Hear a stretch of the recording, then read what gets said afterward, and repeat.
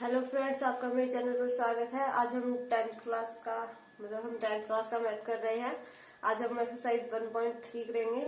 तो इसके आज हम क्वेश्चंस करके देखते हैं। तो इसमें आपको बताना है कि आपको रूट ऑफ नंबर दिया गया है और आपको बताना है कि वो आपकी परिमेय संख्या है या नहीं है। तो आप आपको बताना है कि वो आपकी परिमेय संख्या है।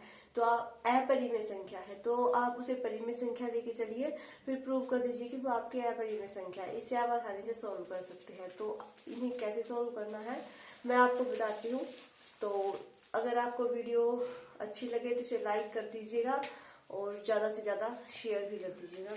तो चलिए शुरू करते हैं। जैसे देखिए, आपका फर्स्ट क्वेश्चन दिया गया है कि जो रूट ऑफ 5 है वो एक अपरिमेय संख्या है।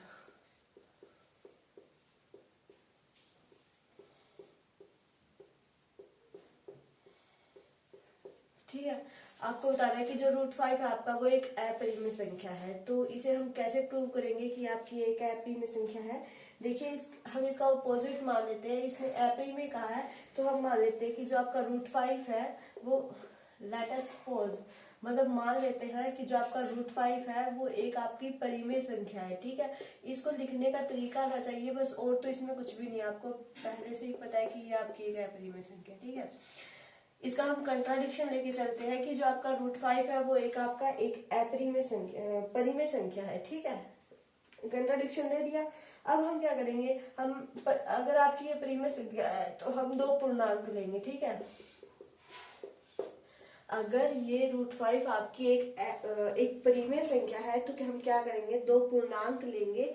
क्या दे देंगे, ए एंड बी। ठीक है, ए और बी हम कोई भी दो पूर्णांक लेंगे, लेकिन आपका जो ए और बी है वो क्या होना चाहिए, नॉट इक्वल टू 0 होना चाहिए। यानी कि ए और बी जो है वो इनकी कुछ ना कुछ वैल्यू होनी चाहिए, ये इक्वल टू 0 के नहीं होने चाहिए। ठीक है, तो इससे हमें क्या मिल जाएगा कि आपका जो रूट ऑफ 5 है वो इक्वल है आपका किसके, ए बाय बी के। ठीक है, क्योंकि ये जीरो के इक्वल तो नहीं है।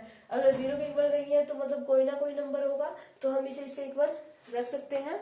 तो इससे हमें ये मिल जाता है कि जो आपका रूट 5 है वो इक्वल है किसके, ए बाय बी के।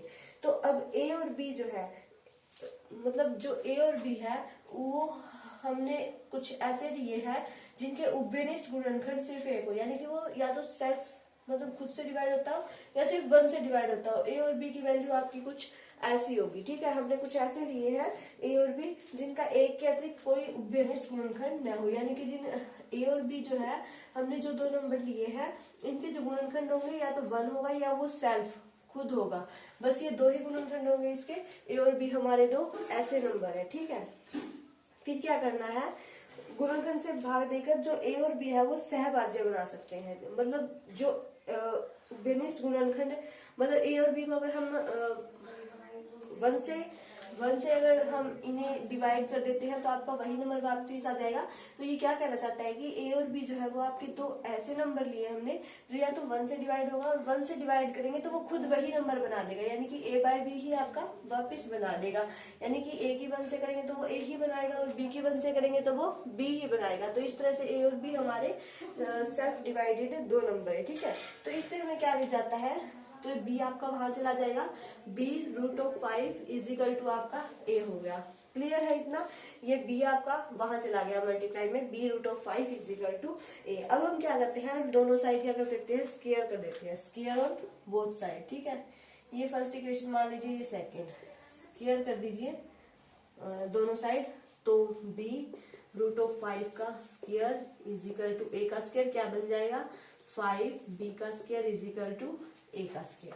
ठीक है ना, रूट 5 है उसका स्क्वायर आपका 5 हो जाएगा और बी का स्क्वायर आपका बी हो जाएगा इज इक्वल टू ए। अब ए स्क्वायर क्या है, ए स्क्वायर हमारा ऐसा कोई नंबर बन गया। अब ए स्क्वायर आपका क्या है, ए स्क्वायर हमारा ऐसा कोई नंबर बन गया जो क्या है 5 से विभाजित है। ठीक है, ए स्क्वायर हमारा क्या है, ए स्क्वायर हमारा ऐसा कोई नंबर बन गया जो 5 से डिवाइड हो जाएगा। इतना क्लियर है। अब जो आपको जो आपको ये दिया गया है, जो आपकी परिमेय होगी जो ये अपरिमेय संख्या है, तो आपकी एक परिमेय दी गई है कि अगर आपका p है वो कोई भी अगर a स्क्वायर से डिवाइड होता है तो वो a से भी डिवाइड होगा। आप देख लीजिए परिमेय 1.3 है, इसमें आपको क्या दिया गया है, p कोई नंबर है, अगर आपका p a स्क्वायर से डिवाइड हो रहा है तो वो a से भी डेफिनेटली डिवाइड होगा, ये उस थ्योरम में कहा गया है। तो अब देखिए यहाँ पर a स्क्वायर है हमारा, वो 5 से हमारा डिवाइड हो रहा है, तो हम 5 के स्क्वायर से, सॉरी नहीं 5 से, हाँ 5 से अगर हमारा जो है वो डिवाइड हो रहा है ना, तो हम क्या कह सकते हैं कि जो हमारा a है वो भी हमारा 5 से क्या होगा, डिवाइड होगा। ठीक है, मतलब p जो है वो p हमारा क्या नंबर आ गया, 5 आ गया, और वो अगर a स्क्वायर से डिवाइड है तो a से भी डिवाइड है। तो इस तरह से हम भी कह सकते हैं कि अगर 5 आपका a स्क्वायर से डिवाइड होगा तो वो आपका a से भी डिवाइड होगा। इतना क्लियर है। फिर क्या करते हैं हम, फिर हम क्या लिखते हैं, फिर हम a को 5c लिख लेते हैं। ठीक है, 5c कोई भी कांस्टेंट है, इसकी मल्टीप्लाई में 1 ही लगा लीजिए। तो a को हमने क्या लिख लिया, 5c लिख लिया। c भी आपका क्या है, कोई एक पूर्णांक है। ठीक है, अब जैसे हमने उसका स्क्वायर किया था वैसे इसका भी स्क्वायर कर लेते हैं। तो a का जो स्क्वायर किया था उसके इक्वल में हमारा क्या आया था, 5b स्क्वायर। तो यहाँ पर हमारा क्या आ जाएगा, 5b स्क्वायर, और इसका स्क्वायर करेंगे तो 25c स्क्वायर आ जाएगा। क्लियर है इतना? तो जो आपका b स्क्वायर है वो किसके इक्वल आ जाएगा, 5c स्क्वायर के इक्वल आ जाएगा। ठीक है, यानी कि b स्क्वायर अगर आपका 5c स्क्वायर से डिवाइड हो रहा है तो आपका जो b है वो भी आपका किससे डिवाइड होगा, 5c से डिवाइड होगा।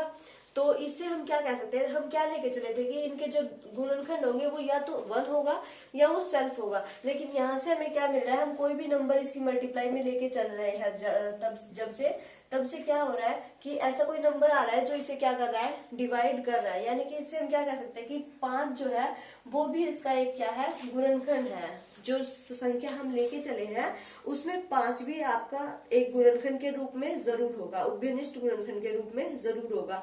तो a और b हम क्या कह सकते हैं, a और b जो संख्याएं हम लेके चले थे, हम क्या लेके चले थे कि ये आपकी मतलब भाज्य संख्याएं है जो या तो खुद से डिवाइड होगी या फिर 1 से डिवाइड होगी। लेकिन इससे क्या प्रूव हो जाता है कि जो a और b है वो आपकी सह अभाज्य संख्याएं हैं। कौन सी? सह अभाज्य संख्याएं हैं, यानी कि इसके 1 और खुद के अलावा इसका और भी कोई एक गुणनखंड होगा जो इससे पूरा पूरा डिवाइड हो जाएगा। ठीक है, इससे हमें ये मिल गया। तो अब हम क्या जो लेकर चले थे वो हमारा क्या होगा, गलत प्रूफ हो गया। इसे हम क्या, भाज्य संख्या लेके चले थे और हमने इसे क्या दिखा दिया, सह अभाज्य संख्या दिखा दी। तो ये हमारा कंट्राडिक्शन आ गया। तो हम इसे क्या लेकर चले थे कि जो √5 आपका वो एक परिमेय संख्या है। तो ये हमारा क्या हो गया, गलत साबित हो गया। अब गलत साबित हो गया। तो अब हम क्या कह सकते हैं कि जो √5 है वो एक अपरिमेय संख्या है, अपरिमेय संख्या है। क्लियर है ये? तो इस तरह से आप जो है वो देखिए, आपको ये थोड़ा याद करना पड़ेगा, थोड़ा आप इससे डेफिनेशन से इसे कर सकते हैं, कोई दिक्कत आपको नहीं होगी। इस तरह से आप इसे आसानी से सोल्व कर सकते हैं। ठीक है, जैसे देखिए नेक्स्ट क्वेश्चन आपका 3 + 2 √5 दिया गया है। 3 + 2 √5 दिया गया है। तो देखिए 3 + 2 √5 यही करके देख लेते हैं। 3 + 2 √5 दिया गया है, एक अपरिमेय संख्या है। ये भी हमें सिद्ध करके दिखानी है। ठीक है, तो इसे भी हम विपरीत मान के चलते हैं कि आपका जो 3 + 2 √5 है वो आपका क्या है, एक परिमेय संख्या है। ठीक है, हमने कोई भी दो पूर्णांक ले लिए, a और b क्या होंगे, ≠ 0 होंगे।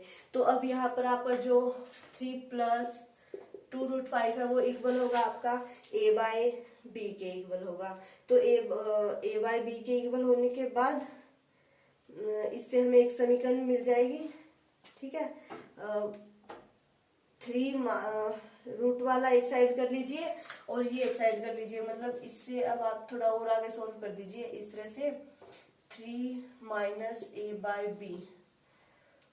ठीक है, नहीं 3 - a/b तो ये इधर आएगा तो माइनस में हो जाएगा, इसलिए a/b -3 करिए और इक्वल हो जाएगा आपका 2 √5। ठीक है, क्लियर है इतना?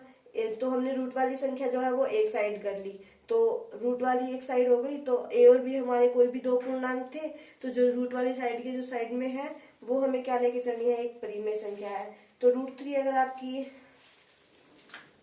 मतलब इसे हमें क्या लेके चलना है कि a/-3 जो है ये आपकी एक परिमेय संख्या है, यानी कि या तो 1 से डिवाइड होगी या सिर्फ खुद से डिवाइड होगी, इसे हम यूं लेकर चले हैं। लेकिन जो आपका ये 2√5 है, हमने जो पिछला जो क्वेश्चन किया था उसमें हमने √5 को जो है एक अपरिमेय संख्या घोषित किया था, तो आपका उससे 2 से मल्टीप्लाई करोगे तो भी वो अपरिमेय मतलब परिमेय संख्या की आप किसी के साथ भी मल्टीप्लाई करोगे तो वो भी आपकी अपरिमेय ही आएगी। तो √5 था, उसकी हम 2 के साथ मल्टीप्लाई करेंगे तो वो भी आपका क्या आएगा, एक अपरिमेय संख्या ही आएगी। तो यहाँ से हम क्या कह सकते हैं कि हमारा जो है वो कंट्राडिक्शन आ गया। आगे सोल्व करने की जरूरत नहीं है क्योंकि हमने पिछले क्वेश्चन में इसे सोल्व कर दिया था।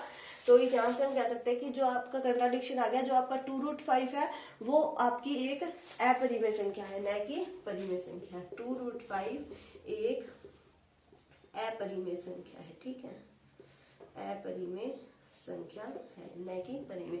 तो आपको क्या करना है, जो आपको प्रूफ करना हो पहले आप उसका कंट्राडिक्शन लेके चलिए। मतलब अगर अपरिमेय प्रूव करना है तो परिमेय लेके चलिए, और परिमेय प्रूव करना है तो अपरिमेय लेके चलिए। तो आपका क्वेश्चन जो है वो लास्ट में जाके मतलब कंट्राडिक्शन आ जाएगा, तो आपका आसानी से प्रूव हो जाएगा और कोई दिक्कत नहीं होगी। तो आप इस तरह से इन क्वेश्चंस को सोल्व कर सकते हैं। वीडियो अच्छी लगे तो इसे लाइक कीजिए, शेयर कीजिए, और अगर आप मेरे चैनल पर नए हैं तो सब्सक्राइब करके बेल आइकन दबा लें ताकि आपको मेरे आने वाले वीडियो के नोटिफिकेशन मिलते रहें।